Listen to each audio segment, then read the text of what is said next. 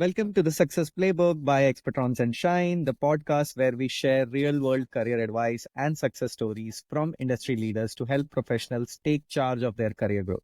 I'm your host, Jatin Solanki, co founder of Expertrons and an IIT Bombay alumnus. Today, we have a very special guest with us, Ms. Benaifer Karkaria, Senior Vice President of Learning and Development at Axis Bank. With a rich background at major firms like Citi and eClerx, Benaifer's career journey is full of invaluable lessons for young professionals stepping into the corporate world. Welcome, Benaifer. Thanks a lot for joining us today. I'm sure your insights will help millions of early professionals. How are you doing today? I'm doing very well and I'm very excited to be here. Thank you, Jatin. Thanks for joining us. And before we jump into your career story, let's kick off things with a fun one. If your career story were a billboard with a slogan on it, what would it read and why? Billboard, a slogan. Okay. Well, one of the status messages that I've had for the longest time ever on my WhatsApp is something that I truly believe. And that is that you need to work hard in silence and let success make all the noise. Wow. So I think I would go by that. Oh, wow. That's really inspiring. And I mean, I'm sure that's something you stand by and that's something which is a really strong and powerful message. You have had an incredible career moving across roles at Citi, Clerks, and now being a senior VP at Axis. Could you walk us through some of the most pivotal moments in your career that helped shape you into the leader you are today? Sure. Typically, career journey is the first question, right? And also very, very close to my heart because I think my career has been nothing less than interesting and eventful. So I've done my commerce graduation, after which I did my MBA in HR. I got picked up from campus into eClerx services, and I was a complete fresher. So a fresher joining in directly at a manager level, first of all, has its own set of challenges because if you are a fresher and you've really got your hands dirty, you've done the work, you've done the execution, and then you've risen to the manager level, it's a little different versus you coming in at a people manager level. And then you have people who are elder to you, more senior to you, who are experts in their field. And suddenly you have this new kid on the block who comes in and becomes your manager. I think that had its own set of challenges, but it didn't take me much time to really get into the groove, understand things, get into the execution, build rapports, build relationships, and actually turn the table around. And till date, I think I have an amazing relationship with even those first 2-3 reportees that I had, which I thought was very challenging. So yes, I joined as a fresher. In terms of the work that I did, if I have to talk about, I started with knowledge management audits as the first assignment that was given to me. Later on, obviously, because I think I speak well. So at least that's what my managers believed. And they said, okay, why don't you start training? You've got good communication skills. So I got into the training role. And then on, it was literally everything new. There was a requirement where we wanted to start a team that looks into content and documentation. And my then manager felt that if you can speak well, I'm sure you can even write well. Why don't you try something? He gave me a few assignments. I did well. And then I got an opportunity to lead that content team. Then we had another exit coming in, and then I got this new role into manager development. And I must say that was a very big change because that is the point I got to work on manager development, which till date remains as my area of expertise and something that I'm extremely passionate about. So yeah, manager development came, I think, around 6 months or 8 months into my career. Then I moved also, I wouldn't say moved, but I would say that while I had L&D as the constant in my career, I kept adding a lot of things into it, right? I never said no. So whatever would come by my way, I would be okay with it. So I got into projects that required process documentation for operations teams. I got into the whole aspect of continuous learning policy, right? So tie-ups with the schools and different institutes to ensure that our employees are constantly learning and then creating a policy around it. Then there was a time when I got into corporate communications and I had a team of graphic designers who were working on dashboards and beautifying presentations. You have to understand that when I started off as an L&D professional and when I was given all these additional opportunities, obviously the first thing that comes to your mind is that, oh my God, I don't want to do this. I'm an MBA, why should I do this, right? And I think it's very important at that point to understand that any form of learning is going to add value. And I think my then manager did a great job of explaining to me why this was important. I still remember he told me that if you had this presentations team, remember that for the rest of your life, when you're making presentations to senior members, you will never have to depend on anybody. You will be able to manage it on your own.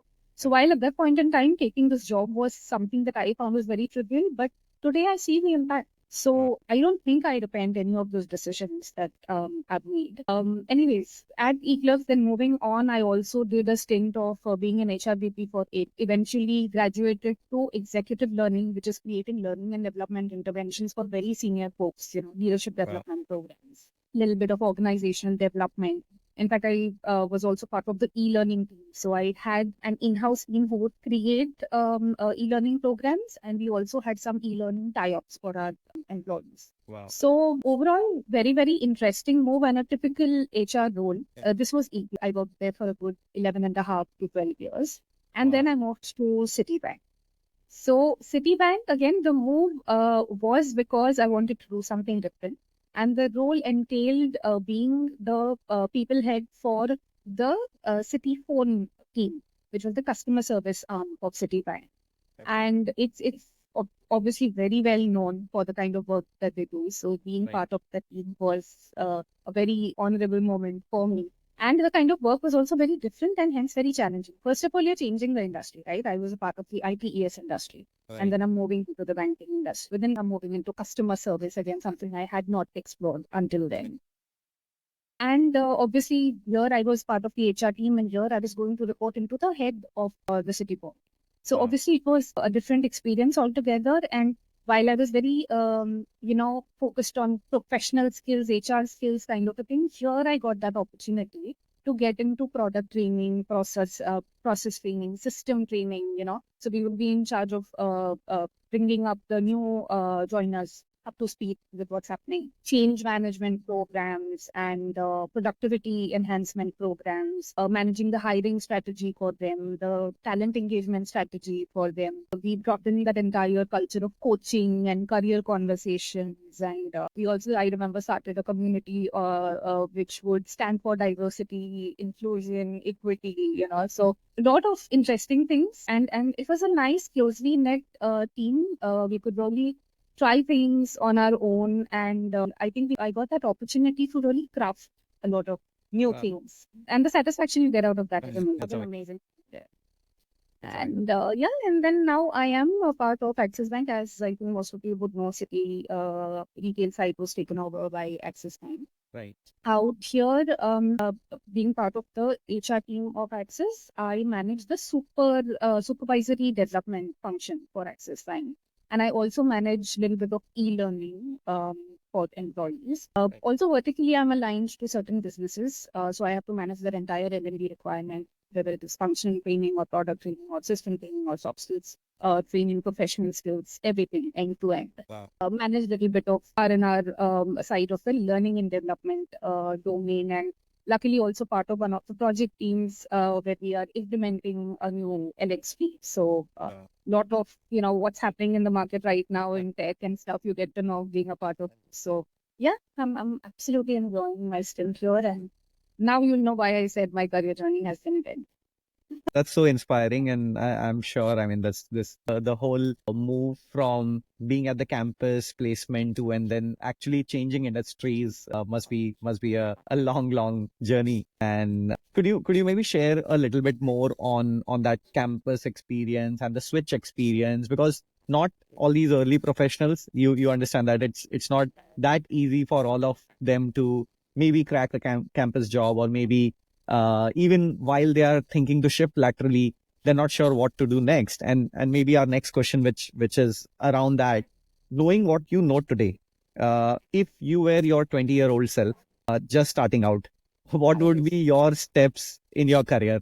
Because I mean, all of us, of course, think of things like that, like in the hindsight. So even me as an entrepreneur, and I go in the hindsight and say, if a decade ago or if those many years ago from the campus I knew X, Y, and Z, what I know today, these are the things I would do differently. So do you have some things in mind which you would like to kind of guide a early professional on? Yeah, definitely. I think, and this has to do with also a little bit my own personal characteristic of beating myself down and being extremely self-critical. I think I've always doubted myself, and every time a new opportunity would come in or a big change would pop in, I would always think that I can't do it. And luckily, I've always had amazing managers who have been around and told me, no, no, we know you'll do it. So I didn't have the confidence to do it, but people around me had the confidence that I will do it. And eventually I would, with their help, with their mentoring. And of course, my own hard work. I won't take that away from myself. But yeah, I think if I had to give that advice to a 20-year-old self, I would say that don't doubt yourself. Be more confident. And I think I learned the hard way. I think, see, when we start out, we are all very ambitious. We want to get there quickly. We want to make money. We want to grow. We're very ambitious. And in this rat race, if I recall it, after many years, you'll realize that you've actually not enjoyed your life. You have the money, you have the designation, you have all of that you really wish to have when you started out. But when you talk about, when you look back and you think about, did I really make the most out of my time the last 15 years? And I feel I could have enjoyed a little more. I was too hard on myself. So maybe I could have had better work-life balance. Very late in my career, I think it was during COVID-19 that I actually became serious about my health.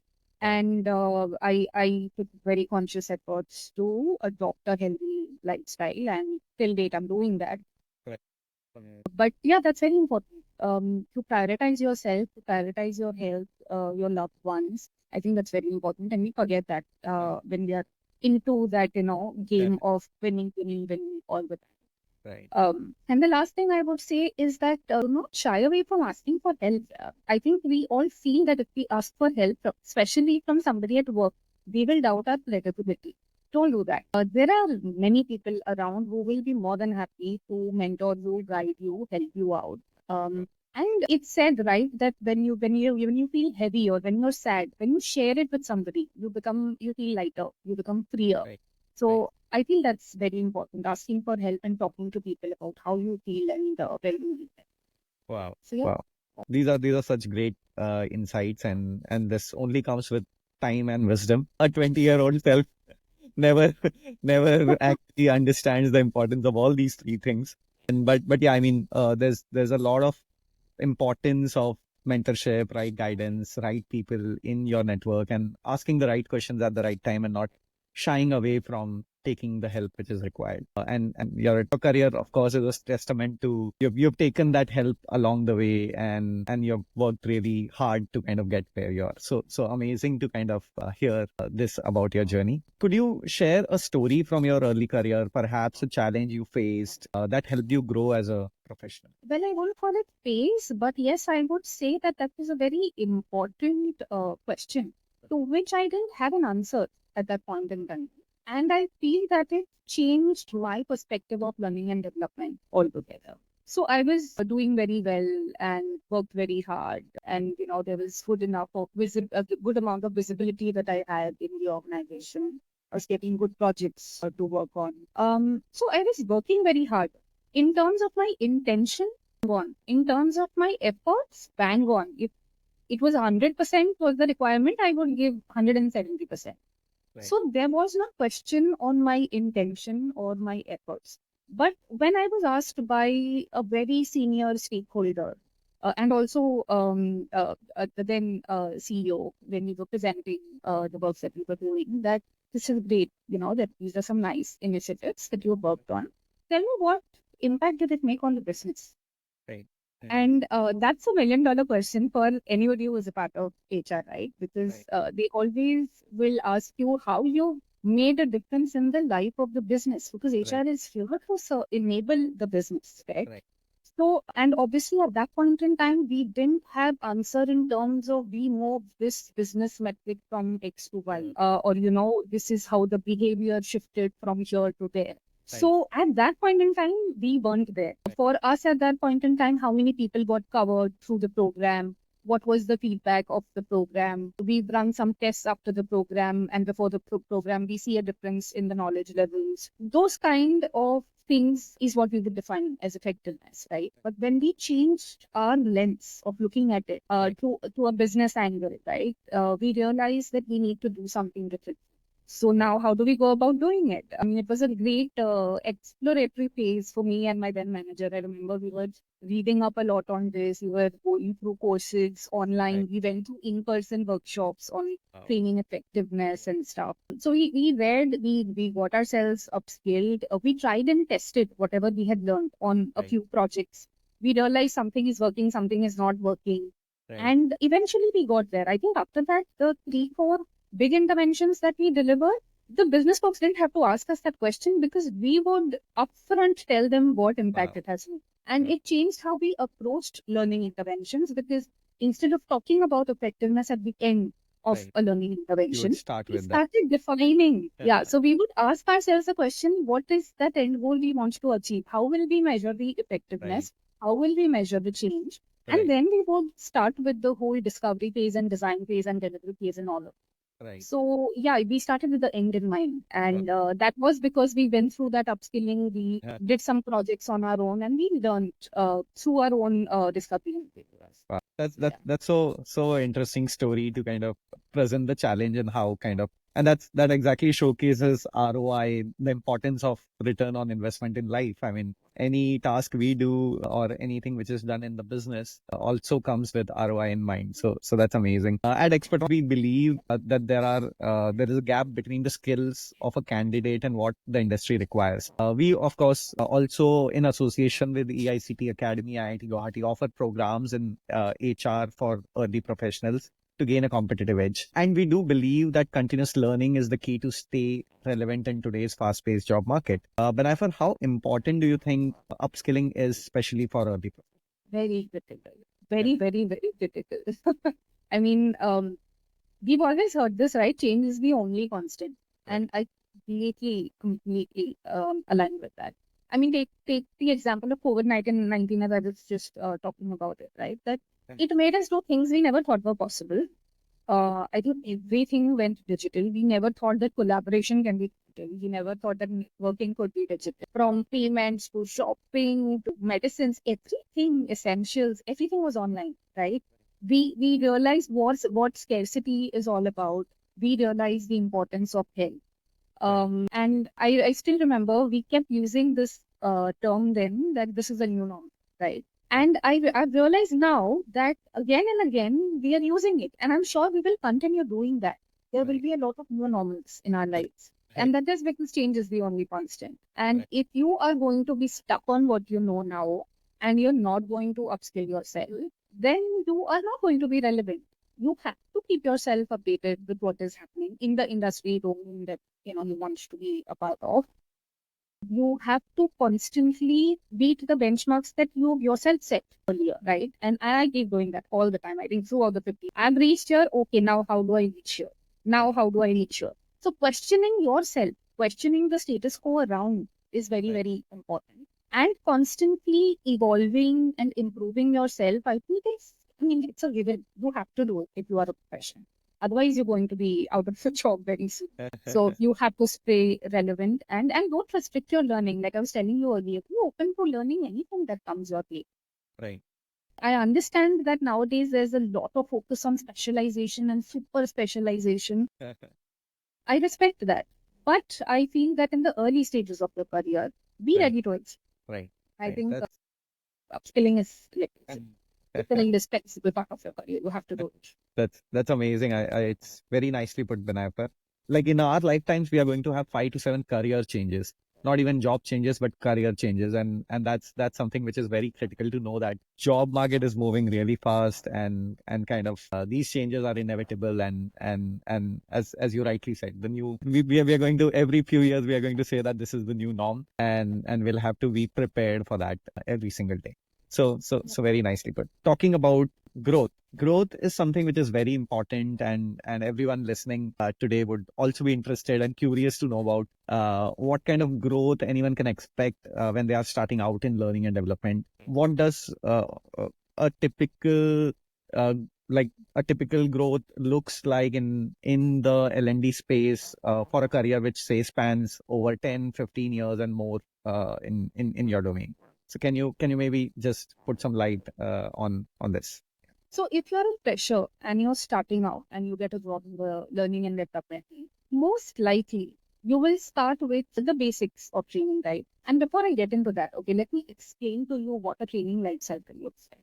Okay, Right. so you will start with a need analysis. It's called training need analysis, right? You'll understand what exactly the requirement is. Why do we need to do what we need to do? Is training really even the answer to solve Right. this problem? Then we move into the content development phase, if it is really about training and development. And then we move into the delivery, actual delivery of that training.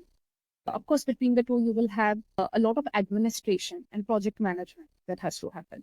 So that becomes a very critical part of the training life cycle again.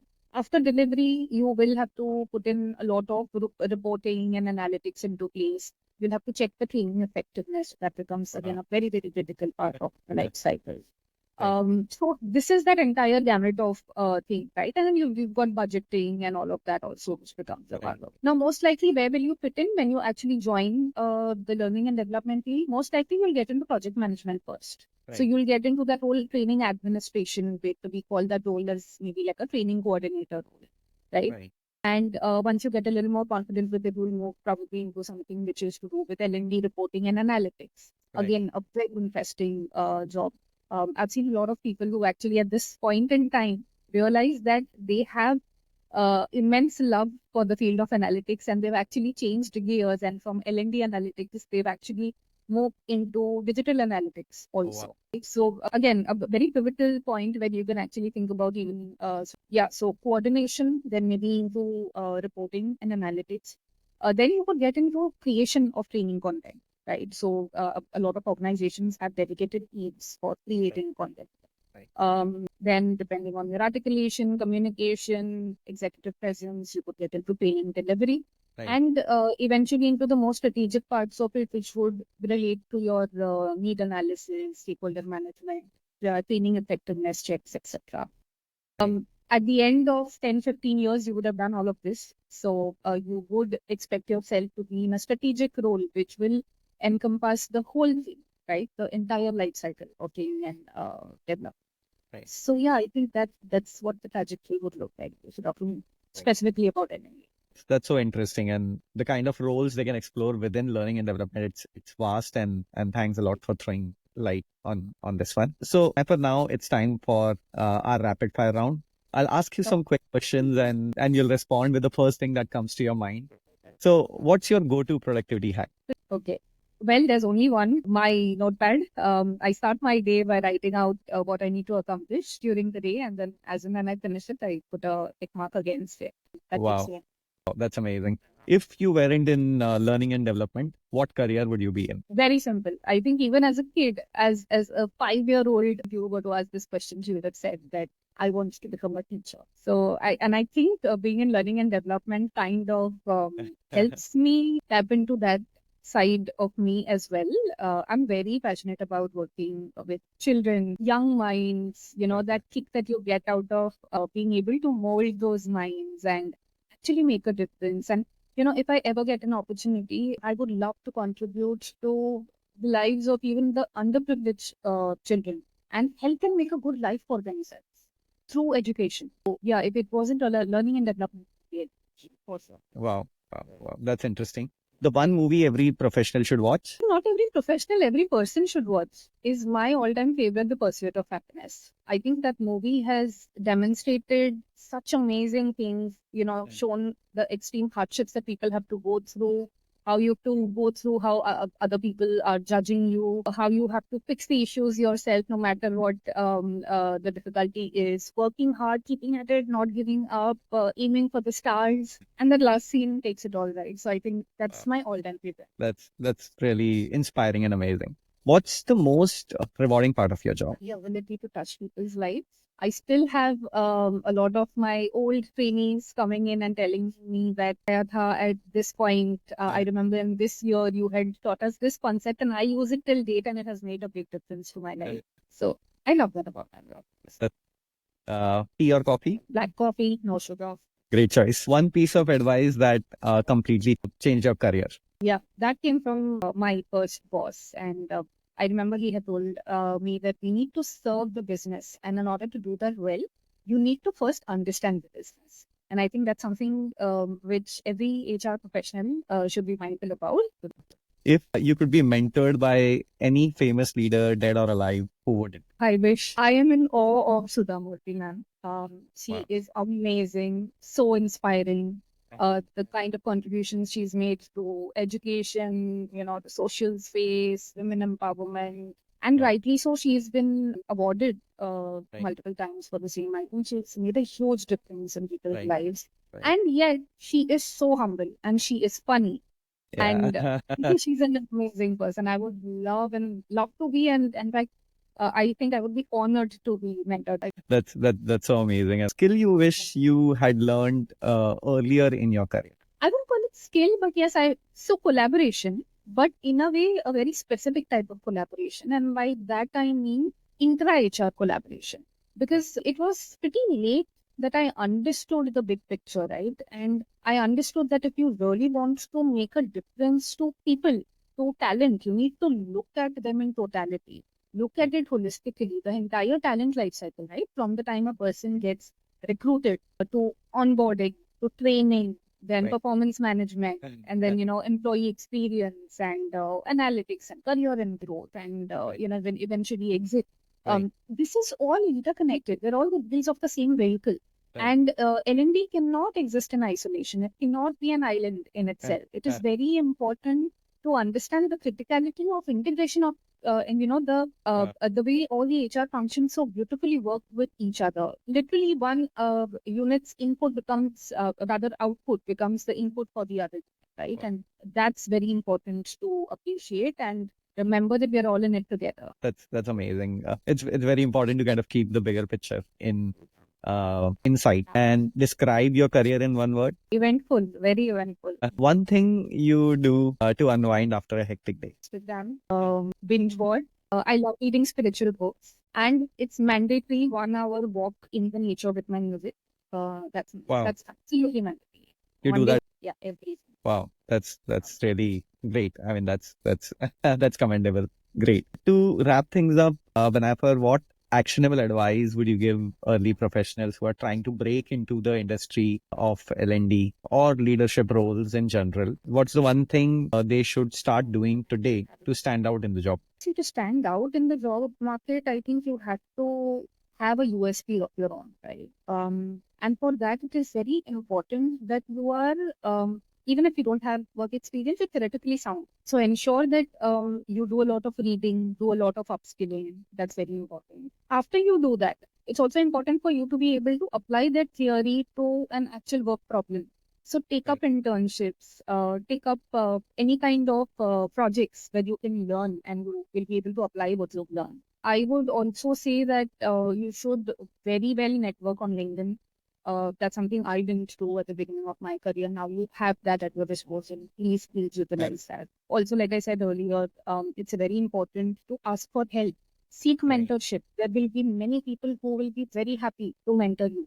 Today, I am what I am because of what my first manager, invested in me, and I feel that if that had not happened today, I would be a different professional. So it's very, very important to ask for help and seek mentorship. And lastly, I would say that for any job, right, remember that you being a subject matter expert will take you up to a certain level. After that, it is about the softer aspects, which often are the hardest to master. Things like articulation, communication, stakeholder management, collaboration, those things that competitive edge. So focus. That's golden advice for anyone to stand out. So before we close, what are the current hiring trends in learning and development that an aspirant should keep in mind? So there's a lot of change. We just spoke about change being constant and how there's a new normal every now and then. In the learning space, there's a lot of revolution coming in. Also, keep in mind that today's learners are the Gen Zs, the millennials, right? And these are people who would want things wherever they go. So mobile learning, for example, is very important. Right. we are an Insta generation. So we also want knowledge which is Insta. So it has to be bite-sized learning. I still remember the first training that I conducted was a 2-day session, which I would do over and over and over throughout the month. And gone are those days. Now you need to be crisp, very clear about what you want, what is that message you want to give, what should the takeaway be for your learner.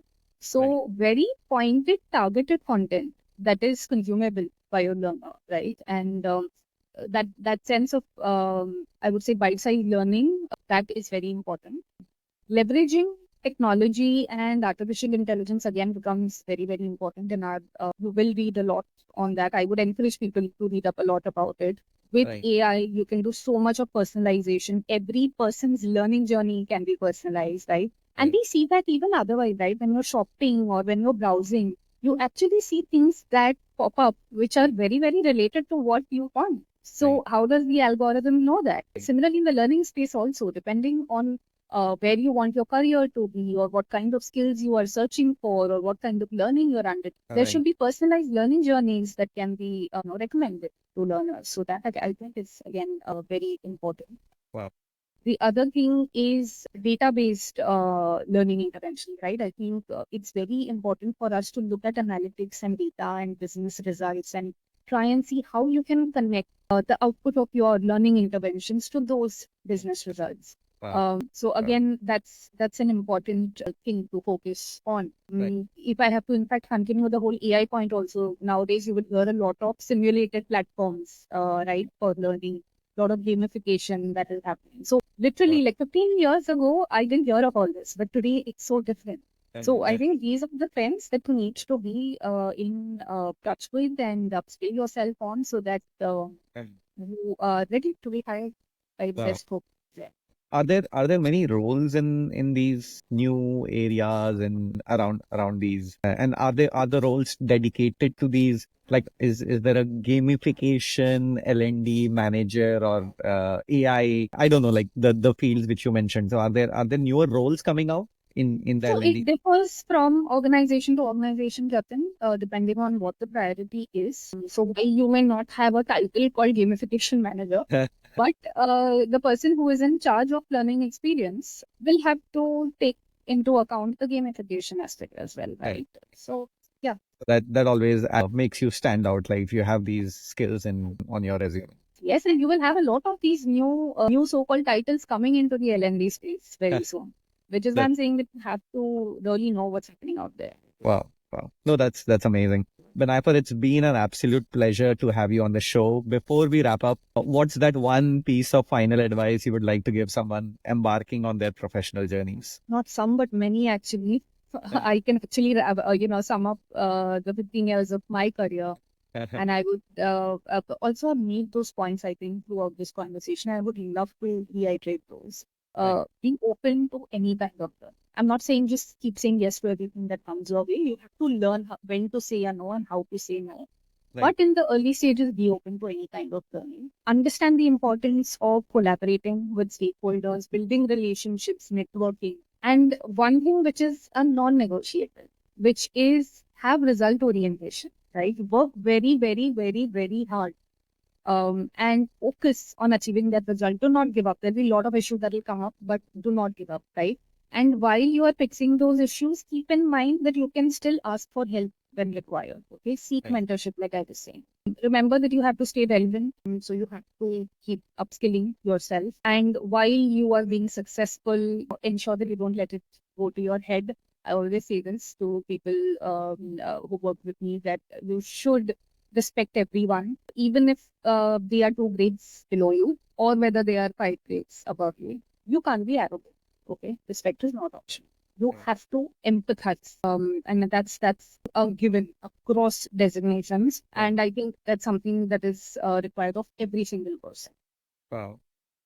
Like I mentioned, keep asking a lot of questions, keep questioning the status quo. I think continuous improvement is very, very important. And while you're doing all this, folks, please remember that you need to focus on your own health and your personal life.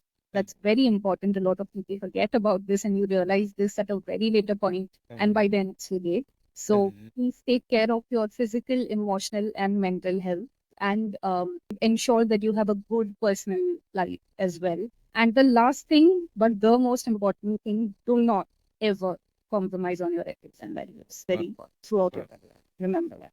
Be authentic. Amazing. Thank you so much, Benaifer. It was a pleasure having you on the show. I'm sure the listeners learned a lot. I enjoyed our today's conversation. To our listeners, don't forget that career success is a journey and upskilling is the key to staying ahead. Be sure to subscribe and share this episode of the Success Playbook by Expertrons and Shine. We'll see you next week with another amazing guest. Thanks. Thank you, Jatin, for having me. Thanks.